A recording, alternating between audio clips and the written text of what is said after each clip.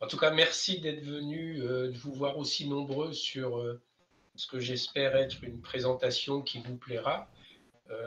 Si je compte bien, vous êtes 30. Juste une petite note un peu triste, on aurait pu être 31, mais je dirais, un spectateur fidèle de nos séances techniques, Gérard Pommier, qui fut, en dehors de mes compagnons de voyage, dont certains sont présents ce soir, qui fut le premier à entendre le récit de ce voyage que je vais vous faire. Gérard est parti une semaine après mon retour. Je lui avais promis que je lui montrerais les images, alors voilà. J'essaye, il les aura malheureusement pas vues. Bon, ceci étant dit, la vie continue et je vais vous emmener ce soir dans un endroit du monde que j'adore, qui est très haut, qui est assez loin, qui est en Inde, qui s'appelle le Ladakh. Le Ladakh, c'est l'Himalaya indien. Alors, vas-y Olivier, peut-être sur la première carte ou le premier.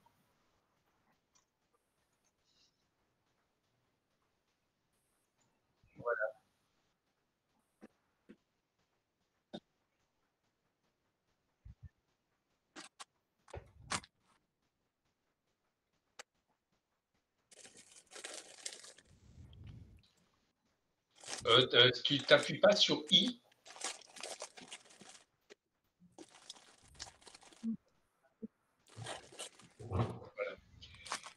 Et donc, le Ladakh, c'est l'extrême nord de l'Inde. C'est en fait quasi exclusivement une zone himalayenne. Euh, je regardais tout à l'heure l'altitude la plus basse, ça doit être 2005-2600 mètres. Et la plus haute, on est à plus de 7000 mètres. Euh, donc, c'est une zone de montagne. Elle est frontalière avec le Tibet, occupé, donc avec la Chine et avec le Pakistan. C'est une zone, c'est une région magnifique qui n'est pas très grande, hein, c'est la taille de la région Rhône-Alpes. C'est une zone maintenant, enfin, exclusivement, enfin, quasiment exclusivement bouddhiste. Sa proximité avec le Tibet, donc avec la Chine, fait que c'est certainement une des zones les plus militarisées du monde. Il y a 600 000 militaires indiens d'un côté de la frontière et il y a probablement autant, voire plus de Chinois de l'autre côté. Et côté pakistanais, c'est pas mal aussi. Voilà, donc ça crée dans cette zone une impression particulière quand on y arrive.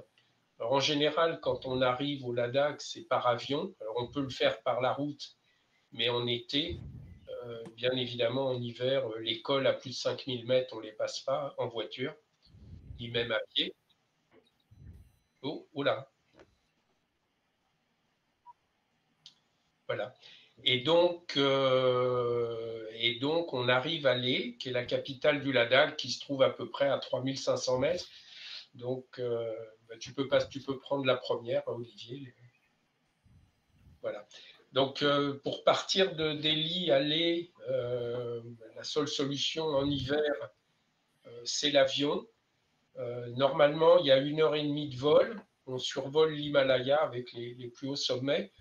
Euh, Là, ça aurait dû prendre 1 heure et demie. En fait, on a mis 3 heures et demie avec 2 heures de retard au décollage, comme ça arrive souvent. Parfois pour des raisons météo. En ce qui concerne notre retard là, un drone militaire s'était craché contre la tour de contrôle de l'aéroport et avait déclenché un incendie sur cette tour. Donc ça avait un peu perturbé le trafic. Donc voilà, donc le vol, bah, on a eu la chance cette fois-là d'avoir une météo assez superbe avec un ciel complètement dégagé. Petit Olivier. Voilà, avec donc cette vue sur une partie des sommets himalayens, ceux-là ne sont pas les plus hauts, mais on est, je sais pas, l'avion doit être à 9000 mètres et les sommets sont à 6000 avec des glaciers. On est en hivernal. Un peu plus tard, pourquoi j'ai choisi cette période. Alors j'avais à cœur de revenir au Ladakh en 2021. En 2020, pardon, j'y étais. Et j'ai dû être peut-être le dernier Français expulsé du Ladakh à cause du Covid. On était arrivé 4 ou 5 jours avant et la crise du Covid a fermé complètement le pays. Donc on s'est fait expulser, mais il nous a fallu 3 heures pour que les autorités nous disent vous rentrez chez vous. Circuler, il n'y a rien à voir. Donc on était rentré sur l'île et puis on avait trouvé un vol sur Delhi.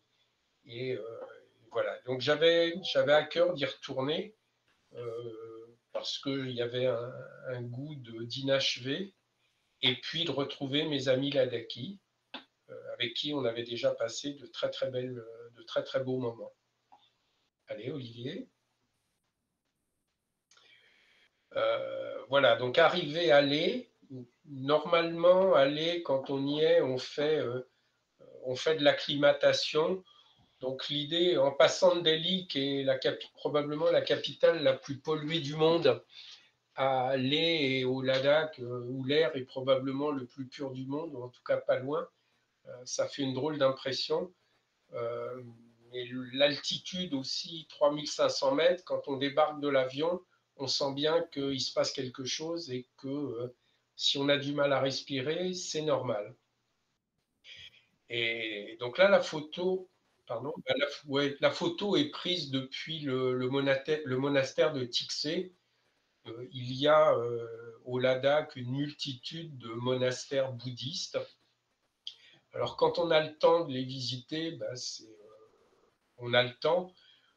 Donc là, on avait commencé par ce premier monastère et on n'a pas continué longtemps nos visites, mais c'est une autre histoire.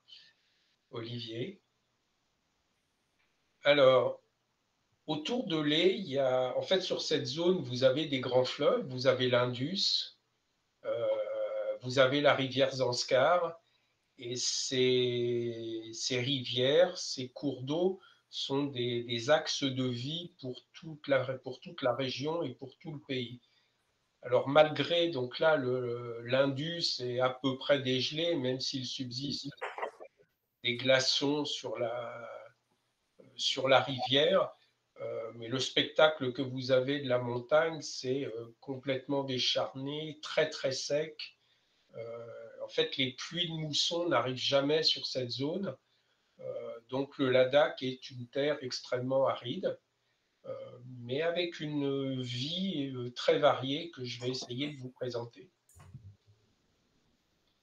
Vas-y, Olivier. Voilà.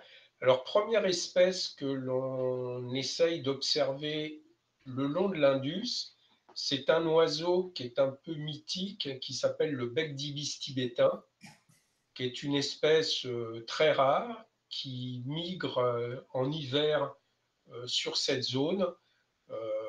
En dehors de ça, c'est un oiseau, je dirais, en voie d'extinction, ou en tout cas en danger critique. Et quand on peut l'observer, ce qui est à peu près toujours le cas sur l'Indus, c'est toujours un plaisir. La grosse difficulté pour le bec d'ibis tibétain, c'est de le voir. Il est complètement mimétique et on a souvent besoin de d'yeux acérés pour l'observer. Vas-y. Voilà un peu à quoi ressemble le bec d'ibis tibétain quand il ne veut pas trop se montrer, complètement immobile. Mais c'est un oiseau assez mythique, hein. Il y a les ornithos du monde entier viennent pour l'observer uniquement pour cette espèce. Suivant. Ah, il y a peut-être quelque chose qui s'est passé. Non, ben, c'est pas grave, c'est ça, c'est bon. Pardon. Alors, en fait, on a quitté assez vite les berges de l'Indus parce qu'on a eu des informations et pour rejoindre notre camp de base qui se trouve à peu près à 4000 mètres. Bien évidemment, à cette altitude, les torrents de montagne à cette période sont complètement gelés. On a eu un peu de neige comme vous le voyez, comme vous le verrez un peu plus tard. Donc là, on avait pu monter jusqu'à cette zone en voiture, mais bon, c'est même pas des 4x4, hein, c'est des SUV à peu près normaux, sans pneus neige, sans rien, ce qui a donné des conditions de montée très très particulières où on descendait de la voiture, éventuellement on la poussait un peu, les plaques de neige et de glace ne nous laissant pas beaucoup d'options. Suivant. Voilà, alors nous rejoignons l'emplacement du camp de base. Donc, alors, le séjour que j'ai fait cette fois-ci, c'était un mois, enfin 5 semaines exactement, avec un choix qui était de résider en bivouac, donc avec des tentes dans une zone. Alors, on n'est pas très loin d'un village qui est un peu plus haut, qui est à une demi-heure de marche. Mais ce choix du bivouac est justifié par le fait d'être plus proche des zones d'observation et des zones de rencontre. Donc des petites tentes genre quechua ou un peu plus solides euh, dans lesquelles on va séjourner pour une bonne part pendant le séjour. Suivant. Voilà, alors un camp de toile comme ça, ce sont des tentes individuelles pour les photographes, pour les participants. Une tente messe qui est plus haute, plus grande, chauffée. Et quand on chauffe, il fait 15, chauffé au gaz, donc 15-17 degrés dans la tente. Le matin, quand on quittait les tentes, les tentes, la nuit, elles descendaient à -15. Et quand on sortait, c'était autour de -20. Donc on est content de retrouver dans la tente messe une chaleur, on va dire, réconfortante. Et puis une tente cuisine où résidait bien sûr notre équipe. Alors les cuisiniers, mais nos guides, nos spotters, les porteurs, enfin, tout le staff de l'expédition. Suivant. Voilà. Alors le plaisir du matin lorsque l'humidité s'est concentrée et condensée sur les sacs de couchage. Donc en général, la première chose que l'on faisait, c'était de sortir les sacs de couchage pour les mettre sur la tente. Et alors il n'y a pas d'énormes quantités de neige hein, à cette altitude, ça peut arriver, mais là on n'a pas eu trop de neige euh, et elle fondait en général assez vite jusqu'à la prochaine chute. Suivant. Voilà, le plaisir de se réchauffer au soleil. Donc je vous ai dit à peu près -20 la nuit. La journée au soleil, les températures montaient 7, 8 degrés, 10 degrés parfois. Donc très agréable. Cela dit, on ne peut pas se dévêtir parce que dès que le soleil disparaît, dès qu'il y a des nuages, la température baisse bien. Suivant. Alors, autour du camp, toute une faune ou microfaune intéressante. Alors, on était là, bien sûr, pour les mammifères du Ladakh, mais on s'intéresse aussi aux petites bêtes ou aux petits oiseaux. Donc là, le pika, qui est un rongeur très présent sur la zone, alors qui se laisse pas apercevoir facilement, mais finalement, on arrive à faire des choses. Bon, ça va extrêmement vite. Bon, bien sûr, le pika est la proie, une des proies favorites du renard roux ou des rapaces. Suivant, Olivier. Voilà. Alors, autres animaux intéressants, mais là qui étaient directement autour du camp, les perdrix du Tibet, perdrix de Hodgson, alors qui sont de très très belles perdrix, assez peu farouches.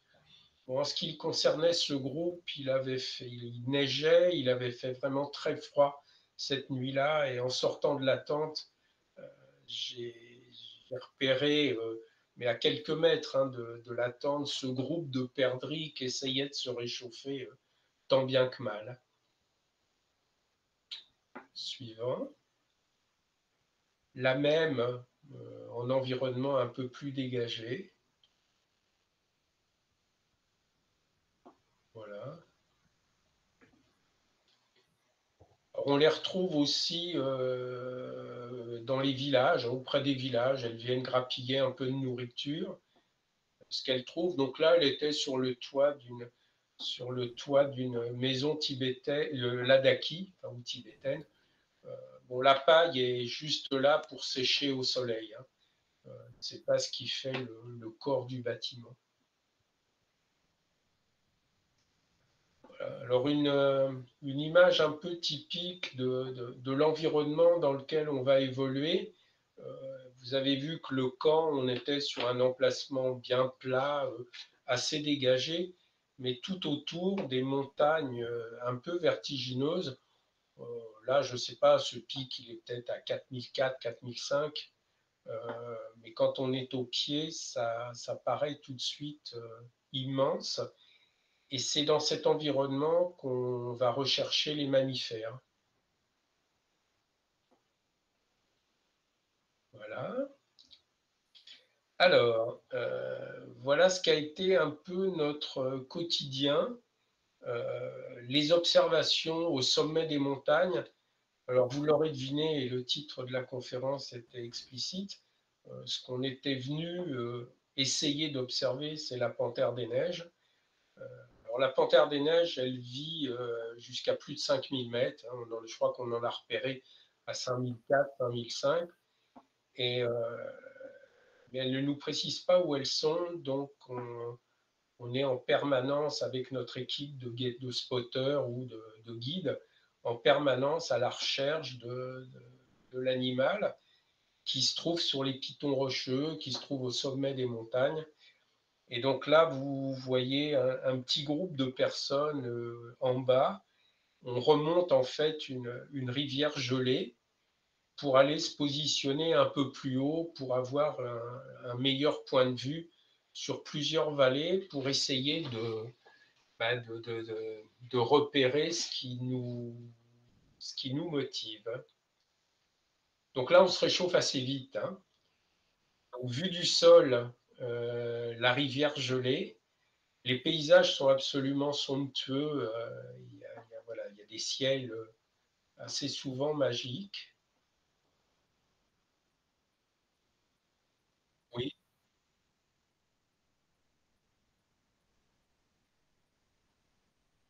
Alors, bah, regarde, fais passe à la photo suivante. Voilà.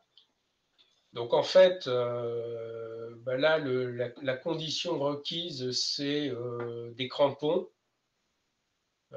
Et donc là, on est remonté, je sais pas, on a peut-être fait 2, 3 kilomètres en suivant le lit de la rivière. Euh, donc la montée n'est pas très compliquée. Hein, il y a une pente relativement faible, enfin, tant qu'on ne grimpe pas sur les collines alentours. Mais le port des crampons est quasiment obligatoire. Euh, Elles vont rester gelées jusqu'à avril-mai, parfois juin.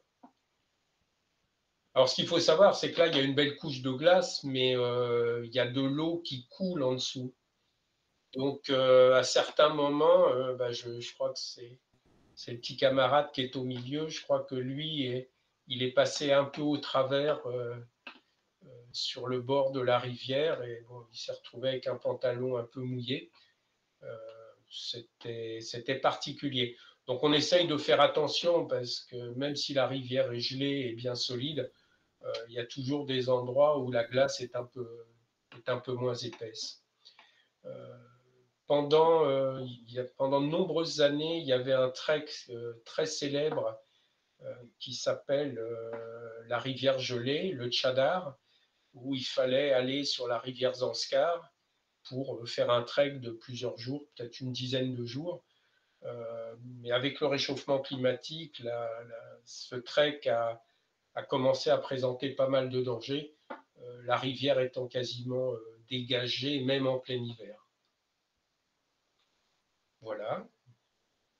Alors, donc là, on a pris un peu de hauteur. La rivière gelée est en bas. On est monté pas sur un piton, mais sur un plateau, à partir duquel on va observer. On va rester 1 heure, 2 heures, 3 heures. Donc là, c'est notre équipe de porteurs et de spotters. Donc avec des lunettes, enfin des longues vues, avec des lunettes d'observation ornitho, et avec les jumelles parfois, on va scruter la montagne en espérant y apercevoir quelque chose. Donc là, sur le groupe, on a deux, il y a le chef d'expé à droite, on a un autre spotter, et puis le reste des personnes, en fait, ce sont nos aides de camp. Parce que quand on est là, bah, en fait, ils font, eux, le ravitaillement entre le camp de base et nous. Donc, ils font des allers-retours pour aller chercher du thé, aller chercher de la nourriture, aller chercher nos repas. Ils nous amènent tout cela, on mange, on fait ce qu'il faut. Et puis après, eux redescendent au camp de base. Et en général, nous, en milieu d'après-midi, on redescend aussi. En ayant été plus ou moins chanceux, en ayant aperçu telle ou telle espèce. Mais c'est des. Voilà, alors ce sont des montagnards aguerris. Hein. Euh, le chef d'expédition, c'était un habitué des ascensions à des 6000, à des 7000. Et donc en hiver, bien sûr, ces ascensions ne se font pas. Donc ils se reconvertissent, ou en tout cas leur activité est maintenant principalement concentrée sur l'observation de la faune. Olivier. Voilà, alors un autre spot d'observation sur un autre endroit, donc toujours dans les mêmes conditions, les lunettes d'observation, les guides, et puis les photographes avec les boîtiers sur trépied. La grosse difficulté quand on arrive à repérer un animal, d'abord à la longue vue, c'est d'arriver à le mettre dans le viseur, parce que des fois il n'est pas tout près. Et quand vous l'avez dans le viseur, si vous faites ça à main levée, vous perdez et il vous faudra un temps assez considérable pour le retrouver. Donc le fait de bloquer la mise au point avec le trépied vous garantit de retrouver à peu près correctement les animaux. Donc là, bon, ce jour-là, il faisait vraiment pas chaud non plus. Hein. On se met pas en t-shirt, on se met pas des vêtements de montagne, des grosses parkas, 3 voire 4 couches. Bon là, en plus, on est sur une crête ventée, donc c'est voilà, c'est particulier, mais ça ne nous empêche pas d'avoir le sourire. Olivier. Voilà, donc je dirais la position typique de Namial, le chef d'expédition. Il avait, avec la jumelle, avec la lunette ou sans lunette, une vue absolument extraordinaire et capable de capter à des kilomètres le moindre déplacement de tous les animaux. Il nous a impressionnés à de multiples reprises. Ils sont enfin, les guides ou les sont en permanence l'œil sur la montagne pour essayer d'observer le moindre animal. Et comme la plupart du temps, les animaux sont loin, voire très loin, quand je dis très loin, ça peut être 2-3 kilomètres. Hein. Donc, et ils repèrent un animal qui se déplace ou quelque chose qui leur paraît bizarre. Ils regardent à la lunette, ils spotent, et puis après, on affine avec d'autres instruments. Suivant. Voilà, alors, premiers animaux que l'on voit, entre autres, bah, les oiseaux. Alors, il y a une avifaune riche. Donc, le maître des lieux, c'est le gypaète barbu. On a été survolé à de nombreuses reprises par des gypaètes, mâles, femelles, des jeunes. Voilà, Olivier, si tu veux. Alors parfois, ils sont assez curieux pour nous survoler d'assez près. Donc, faut toujours être attentif. Il peut se passer n'importe quoi. On peut voir apparaître un gypaète qui descend d'un seul coup de la montagne. On ne l'a pas vu arriver. Il passe à 20-30 mètres au-dessus de vous. Il fait un petit tour et puis il repart. Voilà. Alors c'est vraiment bon, des oiseaux magnifiques. Bon, juste Je sais que pour ceux qui sont allés dans les Causses, qui en ont photographié ces derniers temps, vous savez la magie de cet oiseau. Dans cet environnement, c'est aussi extraordinaire. Alors, parmi les autres grands oiseaux qu'on peut apercevoir, l'aigle royal, le vautour de l'Himalaya aussi. Voilà. Alors, on passe maintenant aux mammifères et aux quadrupèdes. Euh, donc, la montagne est relativement riche de plusieurs espèces d'herbivores. Le plus commun, le plus fréquent et le plus facile à observer, c'est le baral. Alors, en anglais, blue chip. Alors, je ne sais pas pourquoi il l'appelle blue. Il n'est pas très bleu. Enfin, le ciel est bleu, mais le baral, lui, il n'est pas trop. Bon, voilà. Alors, le baral est je dirais, la nourriture principale de la panthère des neiges. En hiver, les barals redescendent dans les vallées, redescendent vers les villages.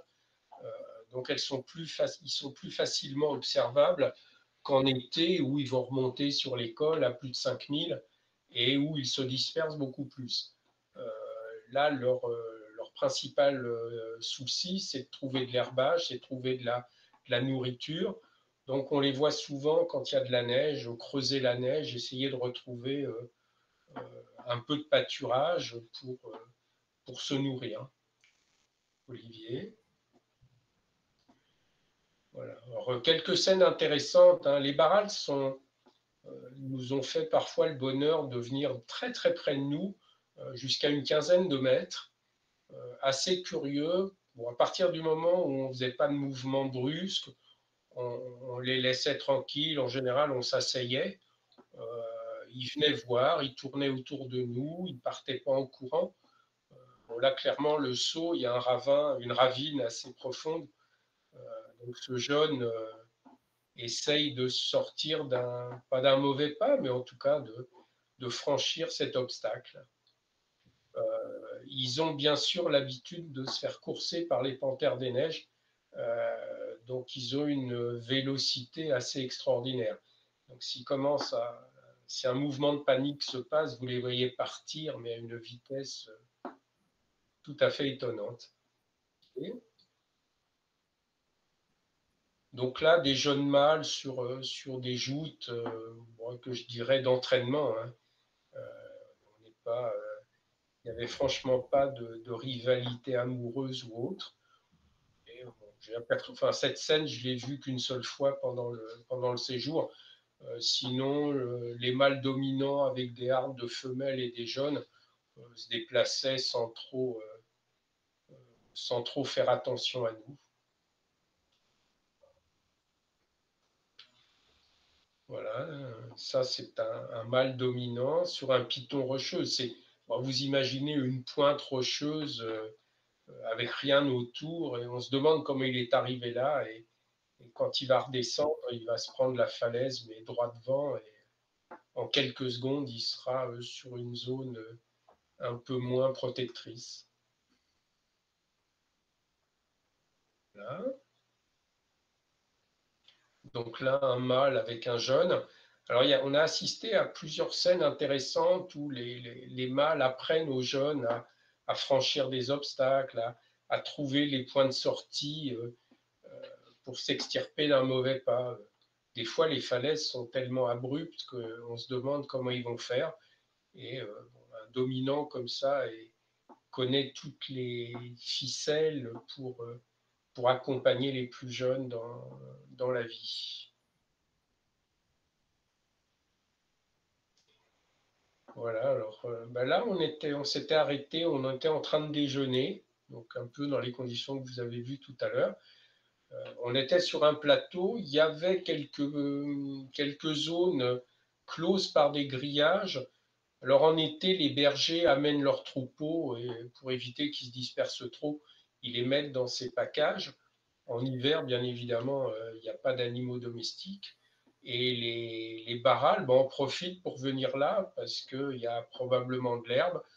Donc ce jeune a franchi le package. Et là, je sais pas, je suis à moins de 10 mètres. Hein. Donc c'est voilà, c'est aussi le plaisir de laisser des animaux sauvages se rapprocher. On ne fait pas un geste, hein, on prend juste nos boîtiers, on fait nos images, on ne parle pas. C'est un peu la magie de la proximité de la faune sauvage qui n'a pas peur, enfin, qui pourra avoir peur, mais ce n'est pas notre intention. Et on est dans une forme de respect et ils sont assez curieux. Donc, il est arrivé pour un des photographes de ne pas pouvoir faire la photo tellement l'animal était prêt. Voilà. Donc là, un jeune mâle qui gravit, pareil, un python, avec une attitude typique hein, de l'ascension. Suivant. Voilà.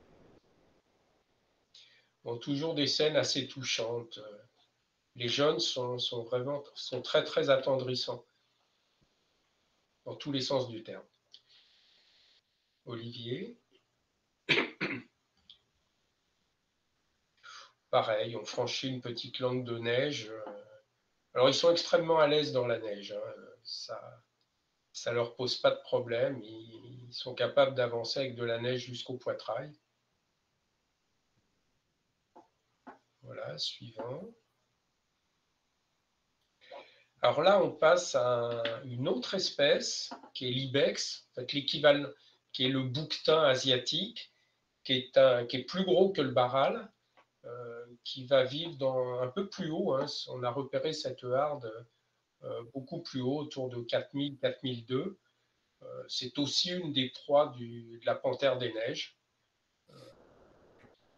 Donc, ce qui est intéressant, c'est quand on va dans la montagne comme ça, quand on arrive à identifier des groupes d'animaux, bah, c'est de se dire si les herbivores sont là, si les proies sont là, le prédateur ne doit pas être très loin. Ce qui s'est souvent révélé vrai. Hein. Voilà. Alors là, les ibex ne nous ont pas vraiment laissé approcher. Euh, on est toujours resté à distance. Ils se sont. Bon, ils étaient déjà sur des zones beaucoup plus escarpées, avec des couches de neige beaucoup plus importantes, et on n'a pas vraiment cherché non plus à les approcher. Hein. Ça aurait été un peu. Enfin, très compliqué pour nous d'essayer d'aller faire des photos de proximité en sachant que en faisant un pas, ils en faisaient 10 et de toute façon, ils disparaissaient. Suivant. Alors, on est sur une troisième espèce qui s'appelle l'ourial. L'ourial du Tibet, qui est un herbivore, alors là, beaucoup plus rare, qui est un peu l'équivalent de notre mouflon, qui est aussi une proie de la panthère des neiges. Sa taille est approximativement celle de l'ibex. Et là, pour le coup, Olivier, pour le coup, ce groupe nous a laissé les approcher. Enfin, c'est eux qui sont venus, un peu curieux aussi. Donc, de belles. On les avait cherchés pendant quelques jours, on n'avait pas réussi à les trouver. Et puis, hein, en redescendant, on aperçoit ce groupe, on s'approche, et puis là, ils sont restés. Et ça a été une belle séance de prise de vue avec des animaux assez complaisants. Voilà.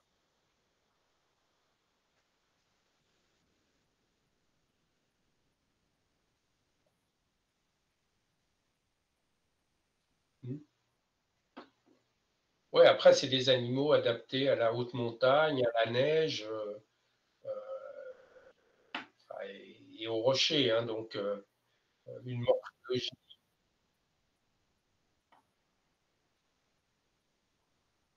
Oui, oui. Après, ils n'ont pas les mouflons. L'adaptation des mouflons à la prédation dans les zones où ils résident, pas tout à fait la même que ceux-là. Hein, donc, voilà, il faut qu'eux puissent disparaître rapidement et partir à toute vitesse. Suivant. Voilà. Alors, quand on a la chance d'avoir et l'animal et la lumière, bon, je ne vous fais pas de détails, c'est toujours du plaisir. Je ne vous fais pas la photo, j'aurais pu, oui. Non, on a fait. Par contre, sur ces images-là, la difficulté, il faisait quand même relativement chaud. Enfin, et on a eu des épisodes de brume de chaleur, ce qui fait que tu fais tes photos et tu te retrouves avec des volutes d'air chaud, si tu veux, qui donnent à l'image un caractère assez particulier. Et pas mal d'images qui sont passées à la poubelle à cause de ça.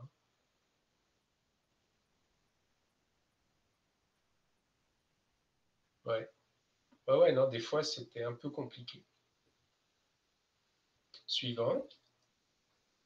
Voilà, alors on revient un peu au but de notre expédition, nos expéditions, qui était de trouver, de voir la panthère des neiges. Euh, alors, bon, la panthère des neiges, on l'appelle le fantôme de l'Himalaya.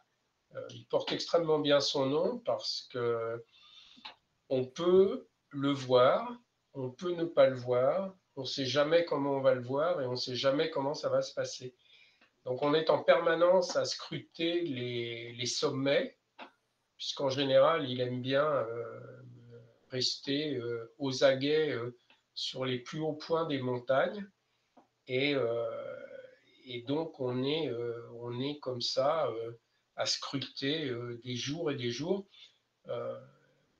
Il y a des gens qu'on a croisés qui revenaient pour la quatrième, cinquième fois, qui n'en avaient jamais vu. Euh, Lors de mon premier voyage en 2015, j'en ai vu une le premier jour, ça a duré 10 secondes et j'en ai pas revu du tout du voyage. Les autres voyages que j'ai faits, 2016 et 2020, avaient été beaucoup plus productifs. Mais quand on part comme ça, on ne sait pas du tout comment les choses vont se passer. Image suivante, Olivier. Alors, il va falloir zoomer très fort. Donc là, on scrutait. Et sur la montagne droit devant, si tu peux zoomer très très fort, Olivier, voilà. Ouais, exactement. Et donc le petit point que vous avez ici, qui doit se trouver à peu près à, je sais pas, 1,5 km, 2 km, c'est une panthère des neiges. Euh, donc bien sûr, vu par nos guides, par nos spotters. Euh, alors je sais pas, je crois qu'il l'avait vu se déplacer avant. Euh, donc ça relevait un peu de la gageure et bon, très content parce que il l'avait vu. Bon, inutile de vous dire. Bon, là, j'ai fait la photo juste pour vous montrer à quoi peut ressembler une panthère des neiges quand on n'a pas trop de chance. Ouais, voilà, c'est un truc qui est posté là-haut. Alors, tu n'arrives pas à faire la différence entre un rocher et un animal. Bon, avec les lunettes d'observation qui grossissent 80 fois, on arrive quand même à se faire une bonne idée. Mais ça reste quand même compliqué. Notre chef d'expédition, à une autre occasion, sonne le branle-bas de combat. On était en fin de journée, il faisait froid, on avait commencé à redescendre vers le camp de base et il nous rappelle en disant venez vite, il y a un lynx. Et donc on remonte et là effectivement à 3 km, il avait repéré se déplaçant entre les rochers un lynx. Alors bon, un lynx, vous voyez à peu près sa taille, vous pouvez imaginer ce que ça donne à 3 km.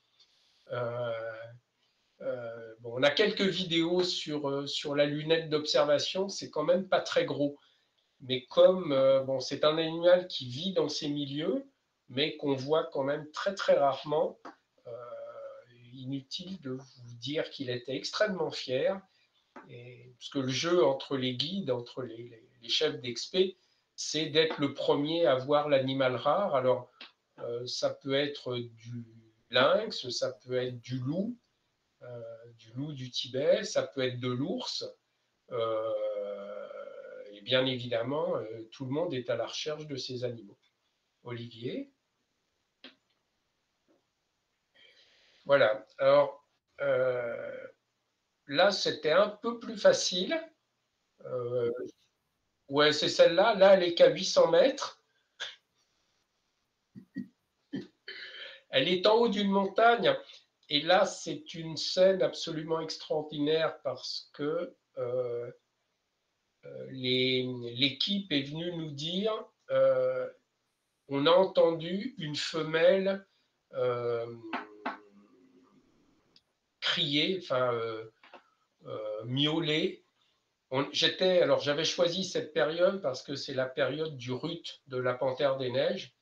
Et bien évidemment, les femelles recherchent le mâle et vice-versa. Et donc là, on avait entendu les cris de la femelle, donc on savait qu'elle était dans le secteur. Et vu la portée de son cri, de son miaulement, on savait qu'il y avait un mâle qui n'allait pas tarder à arriver. Et en fait, on avait, imaginez-vous, enfin, je vous montrerai, on verra un peu plus tard les conditions géologiques dans lesquelles la situation se passait, mais on avait donc une espèce de défilé avec à droite une montagne, la femelle tout en haut, et assez rapidement sur la montagne de gauche, on a vu arriver le mâle. Et donc on est resté, alors c'était le plaisir parce que là on est à 500 mètres du camp de base. Donc ça simplifie considérablement les choses. Et comme ils sont restés ensemble à peu près 3 jours, ça nous a donné 3 très très belles journées. Olivier. Alors, autre observation, toujours un peu un fait d'arme de notre chef d'expé. Un soir, il vient voir en disant, non, un matin, pardon, il vient voir en disant, j'ai repéré une femelle avec 2 jeunes. Alors, si Olivier, je pense que tu dois les voir, toi, enfin, tu les vois, hein, ils sont en bas dans le défilé. Les 2 taches blanches, en fait, qui remontent le fil de la montagne. Tu pars de la diagonale du bas, tu remontes et tu as 3 points dans le. Vas-y, vas-y, descends, descends, descends, descends. Non, voilà, voilà, descends encore, encore, encore, voilà. Bah, si, ils sont devant toi, ils sont. Mais va bien, Bon. Et donc ça, c'est une observation très tôt le matin. Alors pour vous raconter un peu l'anecdote, on est encore dans les sacs de couchage, autour de 6h30.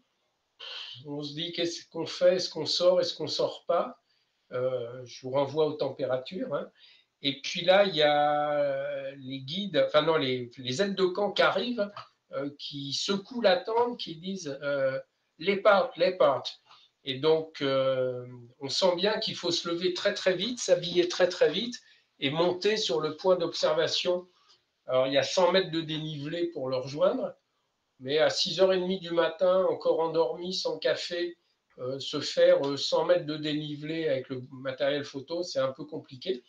Et puis, effectivement, le guide, le chef d'expé, a la lunette pointée sur la femelle, et puis il nous dit, bah, il y a les 2 jeunes qui sont à côté, et on est resté comme ça 2-3 heures, et on a fini par les apercevoir tous les 3. Là, la distance, il doit y avoir 1,5 km. Hein. Donc la photo est croppée. Voilà, donc voilà un peu le genre de situation dans lequel on est plongé. Alors, pareil, Namial, le chef d'expé, qui a été le premier à voir cette scène, était extrêmement heureux, à la fois de nous les montrer et puis de damer le pion à ses copains. Alors, la femelle avec les 2 jeunes là ont probablement autour de 2 ans. Donc ils vont très très rapidement être chassés par la mère, qui va en fait leur dire bah, maintenant vous êtes autonome, vous pouvez repartir. Et cette femelle, on va la retrouver quelques jours après dans d'autres circonstances. Image suivante.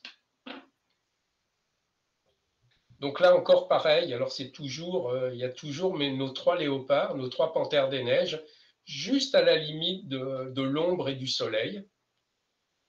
Voilà, donc la femelle au-dessus qui surveille sa progéniture et les 2 jeunes qui sont là. Alors on a rêvé qu'ils allaient se rapprocher de nous, qu'ils viendraient à 30 ou 40 mètres. Ça ne s'est pas réalisé malheureusement. Mais bon, c'est comme ça. Mais en attendant, je dirais, on agrémentait le compteur, on comptait le nombre de panthères des neiges observées. Donc on en était déjà quelques-unes et voilà, on était content, même si les photos jusqu'alors étaient un peu particulières et on espérait mieux. Vas-y. Voilà. Voilà. Alors, un soir, en remontant sur un autre spot, on rejoignait notre gîte. Alors, on a passé beaucoup de nuits en bivouac et heureusement, il y avait aussi des nuits prévues chez l'habitant.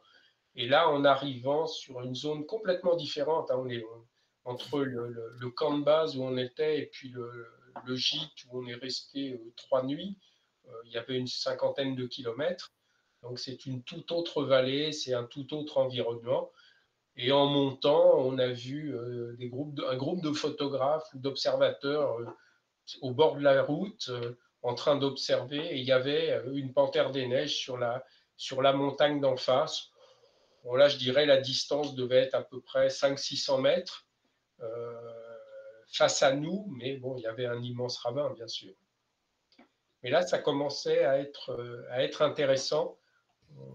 On prenait de plus en plus de plaisir. Suivant. Voilà. Alors, les choses sérieuses commencent. On cherchait, alors on savait que c'était la période du rut, qu'à ce moment-là, bah, les léopards sont un peu moins farouches, descendent, mâles cherchent les femelles et vice-versa, et surtout sont très bruyants. Euh, et on avait des informations sur ce qui se passait dans chaque vallée. Et on reçoit l'information comme quoi un couple est en formation.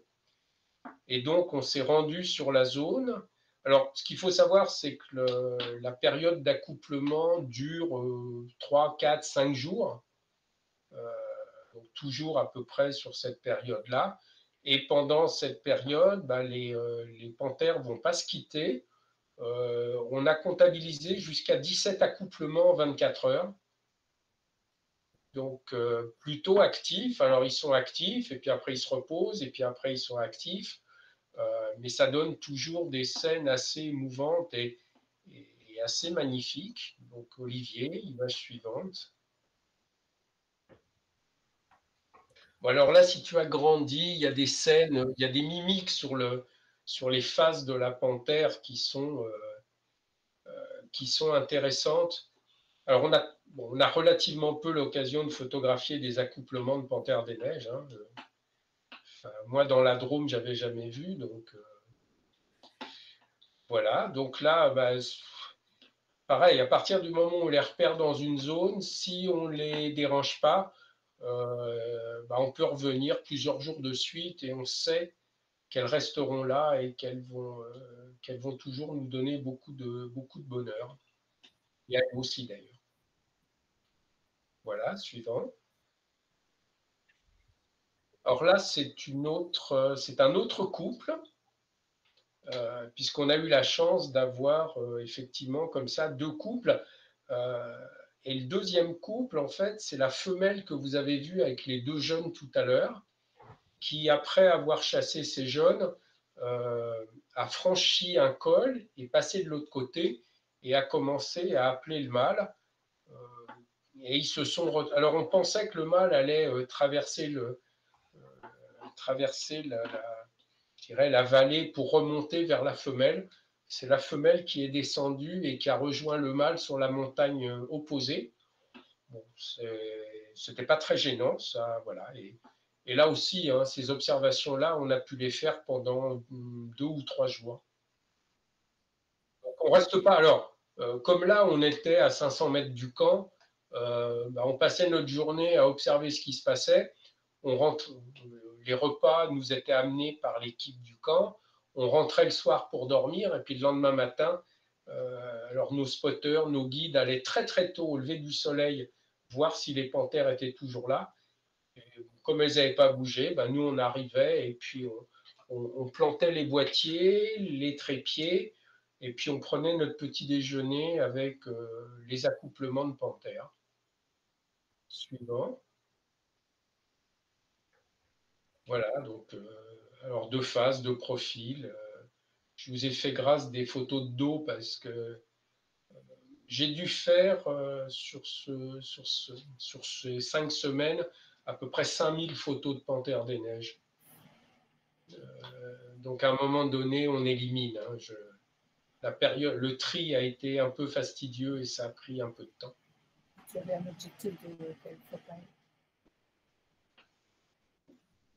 Quelle focale? Là, j'avais un 500 mm, le 500 PF. Avec un multiplicateur, non? Comment? Avec un multiplicateur? Alors, j'ai essayé le multiplicateur au début, multiplicateur 1.4 Nikon. Je ne sais pas ce qui s'est passé avec ce multiplicateur. Le résultat, c'était une infâme bouillie. Donc, j'ai enlevé le multiplicateur assez vite et je suis resté avec le 500. Alors, soit monté sur un D850, soit sur le D500. Mais j'ai préféré travailler au 500, cropper mes photos, que de faire une bouillie infâme. Enfin, toutes les photos faites au 500 et le multiplicateur, je les ai quasiment toutes mises à la poubelle. Je vais refaire des tests bientôt parce que je ne comprends pas pourquoi, mais bon. Voilà. Suivant. Alors, toujours ces environnements de rochers, c'est voilà, très, très minéral. Bon, si vous ne savez pas qu'il y a une panthère des neiges, pour la repérer, c'est assez compliqué. Ce que je vous disais, hein, dès qu'on la perdait de vue avec le boîtier, il fallait des fois un quart d'heure, 20 minutes pour la retrouver. On ne la retrouvait pas, donc on appelait notre équipe en disant tu me le remets dans le viseur. Bon, il leur fallait 3 secondes pour retrouver et on reprenait les séances de prise de vue.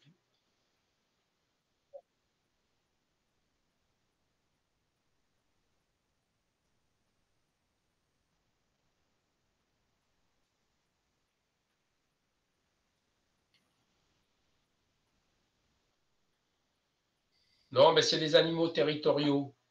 Donc, si tu as une femelle sur une zone, il y a très peu de chances qu'il y en ait une autre. Hein.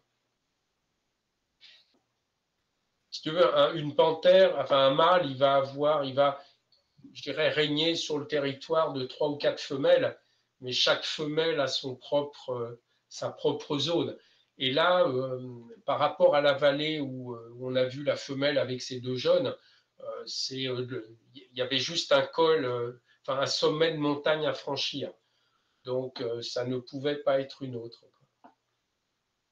Mais effectivement, sinon, quand on arrive à avoir des portraits de près, tu vas faire la différence avec le masque sur le visage, avec les taches sur le corps aussi, bien sûr. Voilà, Olivier, suivant. Alors là, c'est pas une photo croppée. Alors, on a parfois de la chance. Et là, la chance, elle s'est produite extrêmement rapidement sur les 15. Enfin, en fait, j'ai fait ces photos le 2e jour. Donc, j'ai un peu inversé l'ordre des images. Hein. Le soir à mon arrivée au Ladakh, j'ai mon chef d'expé qui m'envoie un message tard le soir en me disant « Gérard, tiens-toi prêt et préviens les gens du groupe. Il y a quelque chose, je te dis pas quoi, je sais pas ce que ça va être, mais il y a des chances qu'on parte tôt demain matin. » Bon, j'ai cessé de me poser des questions quand ils me disent ça et de poser des questions. Et donc, j'informe tout le monde prêt pour partir le lendemain.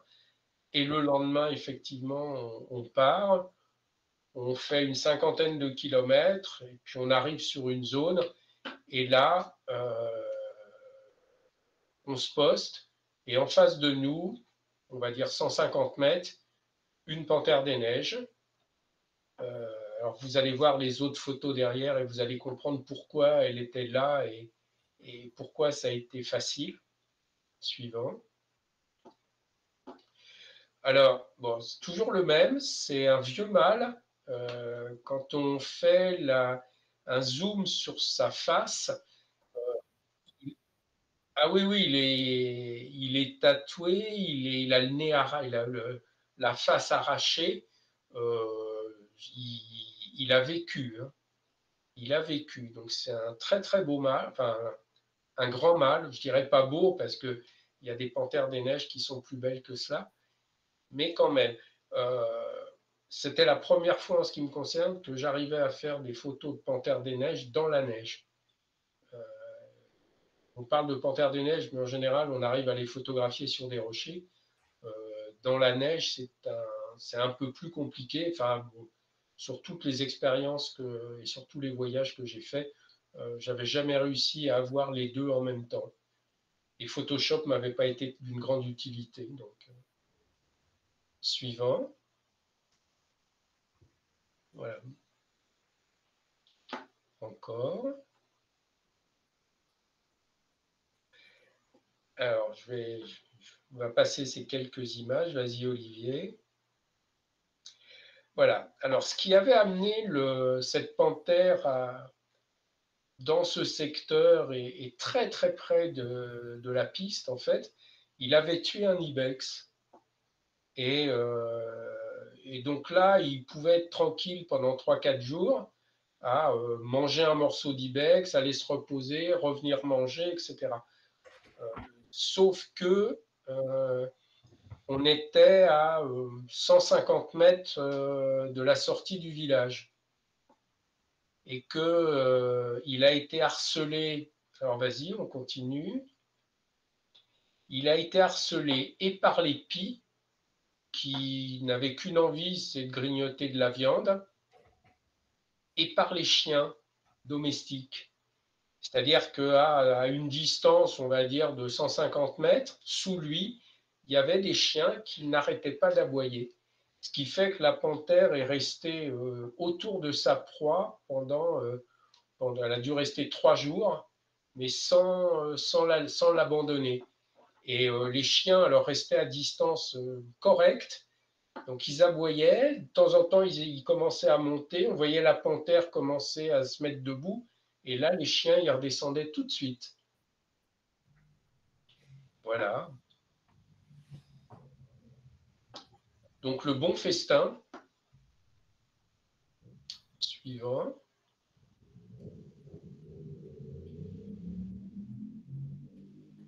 Alors c'est parfois, ouais, c'est voilà. Donc si on aime la viande fraîche, c'est vrai que c'était une belle violence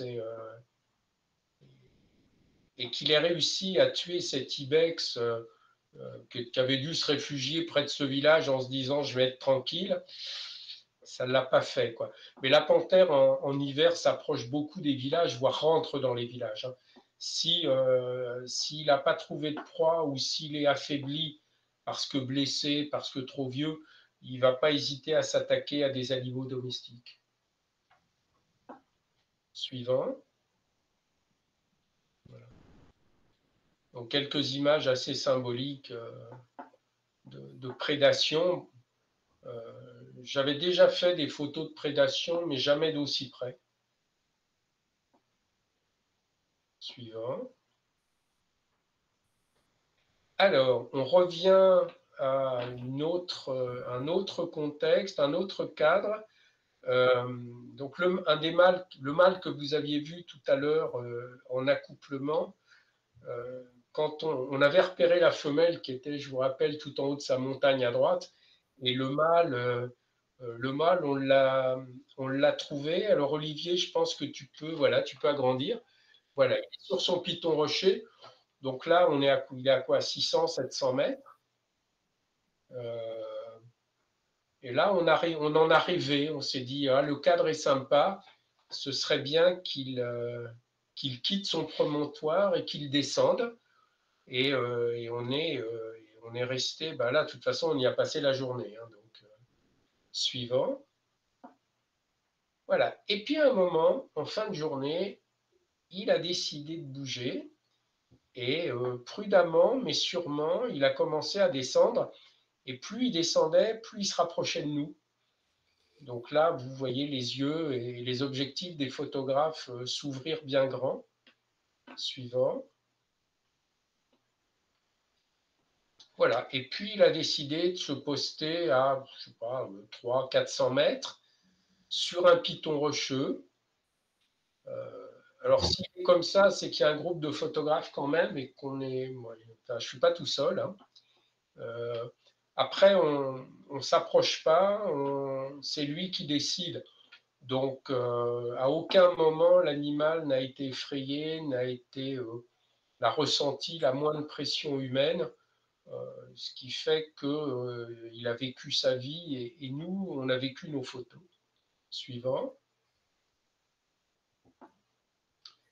Voilà. Et c'est à ce moment-là qu'on s'est dit, bah, tiens, il va rejoindre la femelle. Et, voilà, suivant. Non, c'est pas là qu'il faut regarder, c'est dans l'autre sens.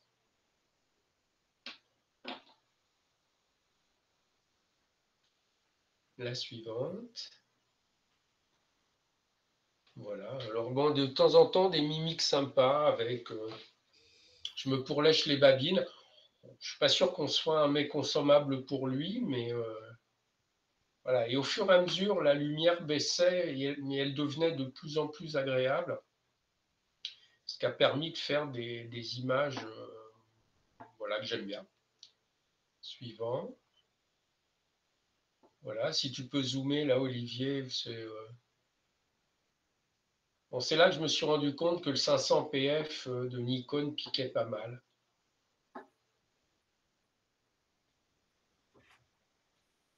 Voilà.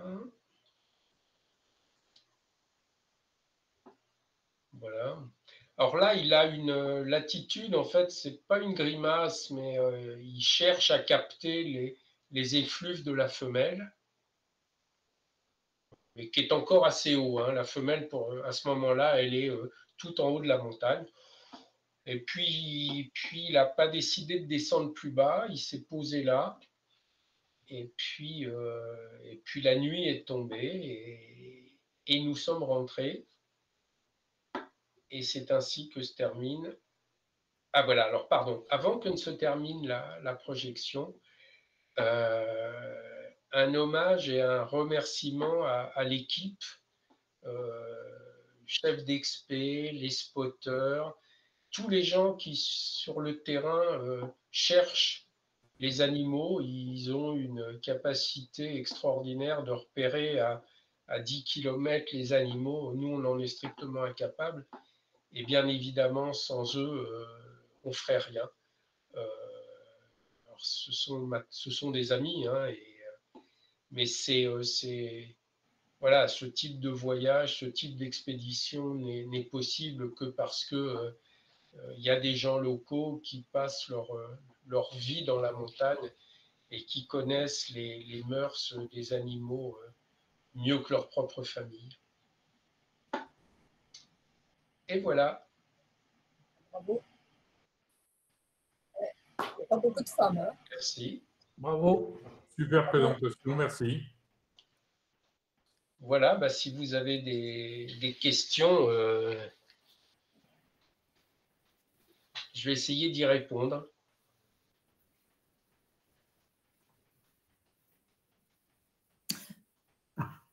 On reste quoi?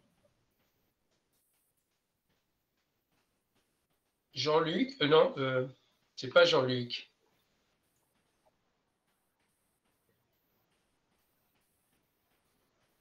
Allô, allô? Alors, Moi j'ai une question. oui. Voilà.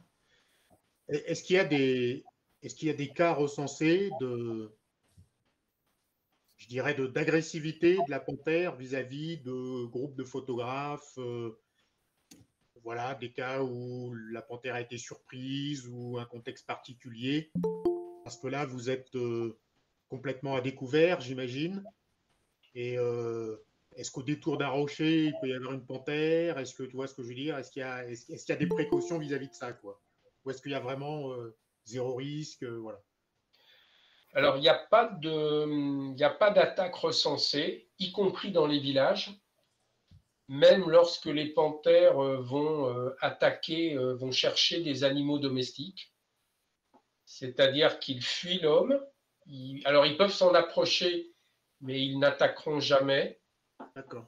Je regardais tout à l'heure, j'essayais de voir sur Wikipédia s'il y avait des cas signalés d'attaque. En fait, je crois qu'en 30 ans, ils en ont compté 2.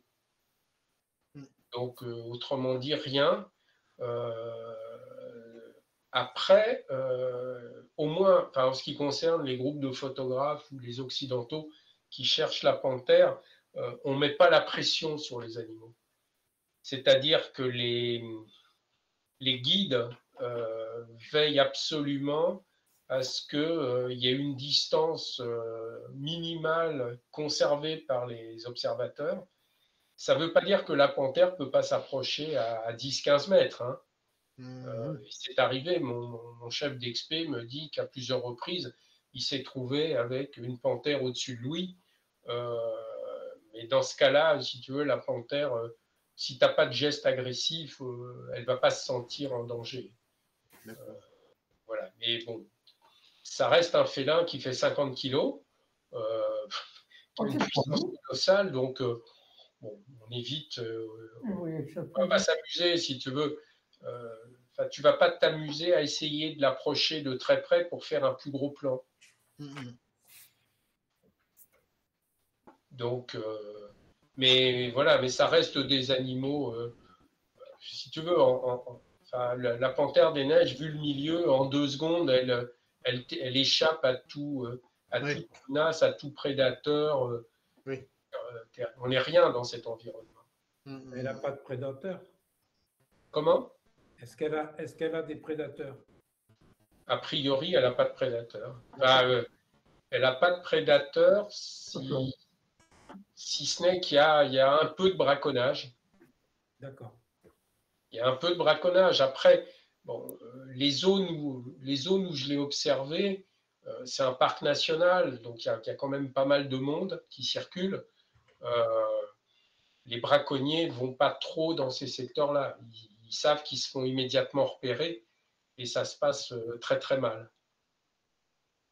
Mais voilà, hormis l'homme, il n'y a pas de, je dirais, de danger pour la panthère des neiges.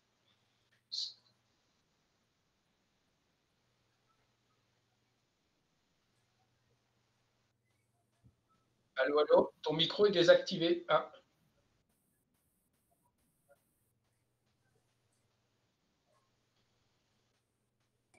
Sinon, tu écris le message, Serge. Non, c'était tout à l'heure. J'ai trouvé, Gérard, bravo, j'avais écrit un petit message, une petite réponse. Bravo à toi, superbe. Mais j'ai trouvé que tous les animaux étaient très mimétiques. C'est vraiment très surprenant, ça. Même les herbivores, là, ils sont très, très mimétiques. Hein. C'est très surprenant, ça. Bah, pas tant que ça, parce que si tu considères que tu as des prédateurs comme la panthère des neiges, mais tu as le lynx, tu as le loup, ils ont quand même intérêt à être le plus discret possible. Mais c'est clair. Oui. Non, c'est bien évident. Mais c'est ce que j'ai remarqué sur tes photos du départ, là où on voyait les premiers, les barrales, etc. Et j'ai trouvé que fondu dans la nature, enfin dans la rocaille, c'était assez mimétique. Mais c'est très oui, beau. Mais le barral au début, tu les cherches, tu les vois pas, et puis l'équipe te dit mais si là, t'en as un à 20 mètres. Et là, tu regardes, tu dis ah bah oui, c'est vrai, je l'avais pas vu. Mais c'est ça en fait. Et au fur et à mesure, le regard s'habitue et tu commences à discerner. Mais le barral qui est dans une barre rocheuse, s'il ne bouge pas et que tu ne prends pas garde, tu ne vois rien. Et alors, tu Non, vas en c'est- voir un premier, puis tu te dis, bah, tiens, s'il y en a un, il y en a peut-être d'autres. Et puis, au bout de 5 minutes, tu t'aperçois qu'il y en a 20 ou 30 que tu n'avais pas repéré. Mais c'est vrai que la notion de mimétisme dans ces montagnes, elle est phénoménale, hein. Y compris l'oiseau que tu as montré au départ, l'ibis, ça, je me souviens plus du nom, mais Ah bah, le c'était bec aussi, d'ibis tibétain, ouais. ouais, c'est très surprenant. Merci à toi, bravo. Merci. Oui, Valérie, ce sont des pies, bah, c'est les mêmes types de pies que celles qu'on a en France, hein. Extrêmement communes. Et effectivement, vis-à-vis des. J'avais déjà vu ces scènes où la pie, enfin, les pies vont chercher les proies au nez et à la barbe de la panthère ou des renards. Ça reste les principaux ennuis pour tous les prédateurs. Dès qu'il y a une proie, tu vas voir arriver. Alors, il y a les pies, mais il y a d'autres oiseaux aussi qui vont essayer de venir piquer la nourriture, quoi. Gérard, une question. Est-ce que tu as montré tes photos à Vincent Munier? Non, non, non. T'as Mais peur en de fait, la vous êtes les premiers. Vous êtes les premiers à qui je les montre. Après, Vincent, il connaît, donc on aura peut-être un jour l'occasion d'échanger. En fait, je ne suis pas du tout dans les mêmes conditions de prise de vue que Vincent. Vincent, et tout comme les frères Larrey, hein, Frédéric et Olivier, vont au Tibet dans des zones absolument pas touristiques. Donc là où moi j'ai des équipes, bon là je vous ai montré 5 personnes de l'équipe, mais en fait derrière il y a des dizaines d'autres observateurs dans les vallées qui nous renseignent tous les jours sur ce qui est observé. Ce qui fait qu'il y a, je sais pas, il y avait peut-être 50 spotters sur un rayon de 100 km qui remontaient tous les soirs des informations. Ce qui est quand même plus facile quand on veut aller chercher une espèce. Donc ça, c'est valable dans cette région. Vincent ou les frères Larrey au Tibet, ils avaient une vallée quand ils ne se faisaient pas éjecter par les autorités. Et puis, ils avaient un spotter, voire deux, ou des gens qui leur disaient, tiens, on nous a piqué un yak ou un zo hier, et qui repérait la carcasse. Si vous regardez enfin, le film de Vincent, c'est typiquement ça, hein. Il y a une carcasse et ils vont, Vincent et puis Sylvain Tesson, ils vont rester à attendre que la panthère elle se rapproche de la carcasse. Oui. À partir du moment où moi j'étais pas dans les mêmes conditions, j'étais dans des conditions faciles. Après, quand on emmène des gens qu'on n'a que 2 semaines pour faire les choses, bah, tu essayes d'optimiser. Vincent ou les frères Larrey, c'est à chaque fois des voyages d'un mois, ils en ont fait 5 ou 6 en autonomie totale, donc ils portent 25 kilos. Enfin, en ce qui nous concerne, on n'avait pas ces conditions. Heureusement, on n'avait pas ces conditions de portage, hein. Il n'empêche que tes photos sont exceptionnelles. Ouais, mais bah, les gens qui étaient avec moi, Bénédicte, Nicolas, Boris, on était dans les mêmes conditions. Alors, Boris avait un 800 mm, Nicolas avait le 600 avec le multiplicateur 1,4, avec des Z9. Bon, manifestement, sur la mise au point sur l'œil, ils se sont régalés. Oui, j'imagine. Et c'est vrai que je reconnais, enfin, c'est les meilleures photos que j'ai jamais faites de tous mes voyages. Mais c'est bon, on a eu lorsque je me suis fait expulser, on avait commencé comme ça les 4 premiers jours. On avait repéré, enfin, on était sur des spots fabuleux et ça avait vraiment bien commencé et ça devait continuer. Bon, sauf qu'il y a eu le Covid et l'expulsion. Mais l'équipe avec qui je travaille maintenant depuis 3 voyages, c'est une équipe exceptionnelle. Et puis, les gens qu'on voit, bon, là, il y a les spotters, il y a les guides, mais il y a le cuisinier, il y a les aides de camp. Oui. On était 5, on a vu une équipe d'une dizaine de personnes. Et clairement, les Ladakis qui n'ont pas travaillé pendant 2 ans, quand il voit revenir des groupes voilà, qu'on fait travailler 10 personnes pendant 15 jours, c'est pour eux 1 à 2 mois de ressources. Et donc, ça leur permet, voilà, c'est quelque part le sentiment d'aider aussi. Hein. Alors, on se fait plaisir, hein, mais on contribue aussi au maintien et au fait que les gens peuvent rester dans les vallées.